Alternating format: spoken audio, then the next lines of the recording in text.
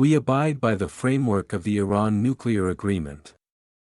This was the reaffirmation made by the Iranian Foreign Ministry in April 2025, responding to external skepticism regarding the progress of Iran's nuclear program. However, according to an authoritative report by the International Atomic Energy Agency, IAEA, Iran's uranium enrichment has approached critical levels, though it has not yet crossed the threshold into nuclear weaponization. In contrast, consider North Korea, a country with a per capita GDP only 1/10 that of Iran. It conducted its first nuclear test as early as 2006.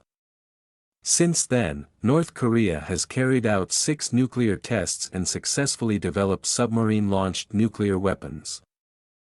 This raises a compelling question: why have barren land, economic hardship, and harsh international sanctions failed to stop North Korea's march toward nuclear armament, while Iran has lingered at the threshold for nearly half a century? The development of nuclear weapons is far from a purely technical endeavor. It is a geopolitical chess match where every move is shaped by international circumstances. North Korea, in this regard, has emerged as a leader. North Korea's first nuclear test in 2006 was a milestone, while Iran has yet to conduct any nuclear detonation. The difference in the pace of nuclear advancement between the two countries largely stems from the distinct external pressures and opportunities each faces. North Korea's nuclear journey has been paved with blood, sweat, and defiance. After the collapse of the Soviet Union, North Korea lost its principal protector and plunged into hardship. In 1994, Pyongyang signed a framework agreement with the United States, pledging to freeze its nuclear program in exchange for economic assistance. However, the agreement collapsed in 2002 after the U.S. accused North Korea of covert uranium enrichment activities. There is an old saying, when the United States accuses you of something, you might as well actually do it.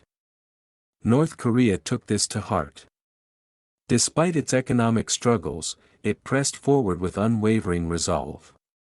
In 2017, under Kim Jong-un's directive, North Korea tested the Hwasong-14 intercontinental ballistic missile, reportedly capable of striking the U.S. mainland, a shocking wake-up call for the global community. Despite enduring severe international sanctions, North Korea succeeded in developing nuclear weapons, supported by an underground network of nuclear smuggling and black market technology. It's a sobering reminder of what determination, however ruthless, can achieve. In contrast, Iran signed the Joint Comprehensive Plan of Action, JCPOA, in 2015 with the P51 countries, the US, UK, France, China, Russia, and Germany. By limiting its nuclear activities, Iran sought sanctions relief and reintegration into the global economy. However, this progress was undone in 2018 when President Donald Trump unilaterally withdrew from the agreement, accusing Iran of secretly pursuing nuclear weapons. The reimposed sanctions devastated Iran's recovering economy. Ironically, this time Iran was not violating the agreement, yet it was punished as if it had. Trump escalated demands, not only prohibiting nuclear weapons development but also restricting Iran's pursuit of nuclear energy. Despite mounting pressure, Iran has not tested a nuclear weapon. Why, then, has Iran, wealthier and more resource-rich than North Korea, been unable to build nuclear weapons? Iran's international environment is far more complex. It must navigate U.S. hostility, European diplomacy, and the surveillance of rival Middle Eastern neighbors. These tangled dynamics constantly restrain Iran's nuclear ambitions. Domestically, Iran lacks the internal unity North Korea possesses.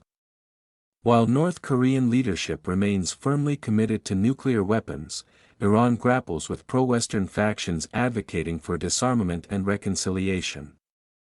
Even worse, Iran has suffered from internal betrayal. In 2020, Iranian nuclear scientist Mohsen Fakhrizadeh was assassinated near Tehran, reportedly by an Israeli drone. Multiple sources claim the scientist's location was leaked by an insider. Dealing a devastating blow to Iran's nuclear efforts, different geopolitical environments act like a double-edged sword. North Korea, isolated but united, tightened its belt and pushed forward. Iran, economically entangled and diplomatically hopeful, has often hesitated, hoping the West might welcome it back into the fold, even without nuclear weapons. The success or failure of a nuclear program is also shaped by technical choices. North Korea's approach has been bold and direct. With Soviet support in the 1960s, it established the Yongbyon nuclear facility. It pursued plutonium and uranium paths simultaneously and remained committed until it achieved its goal. In 2006, North Korea's first nuclear detonation, with a yield of around 1 kiloton, stunned the world. By 2013, North Korea claimed its miniaturized nuclear warheads could be mounted on missiles. Behind these advancements were scientists like Lee Yong-jae, who reportedly overcame material shortages to turn theoretical designs into functional weapons. Iran, by contrast, has meandered. It launched a civilian nuclear program in the 1950s, paused it after the 1979 Islamic Revolution, then restarted it in the 1990s under pressure. Iran initially enriched uranium to lower concentrations using oil-derived materials. By 2025, Iran announced 60% enrichment levels, still far from the 90% needed for weapons. Unlike North Korea, Iran has been largely cut off from foreign nuclear technology. North Korea reportedly obtained key centrifuge designs from a Pakistani network in the 1990s. Iran, meanwhile, saw its top scientists assassinated and faced strict sanctions.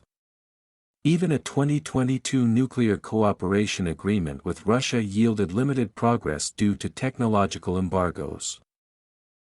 Nuclear weapons development is not confined to laboratories. It unfolds on the world's geopolitical stage. North Korea, under constant threat from South Korea and the United States, views nuclear weapons as essential for survival. In 2017, its sixth nuclear test, reportedly yielding 250 kilotons, sent a clear message: touch me, and face the consequences. In contrast, Iran operates in a volatile Middle Eastern landscape filled with U.S. military bases, Israeli deterrence, and Saudi competition. It wants to strengthen its influence through nuclear capability but fears provoking all-out war. This dilemma makes it difficult for Iran to commit fully.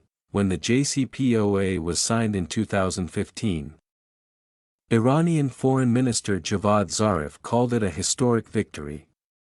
But after Trump's 2018 withdrawal, hopes collapsed.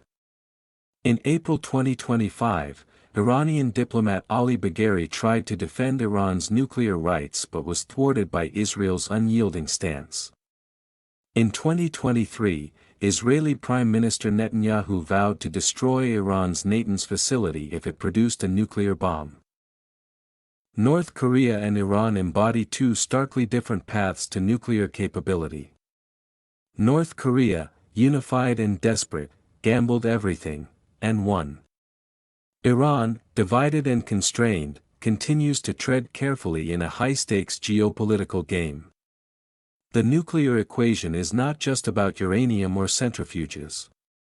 It's about survival, trust, betrayal, and the unforgiving tides of international politics.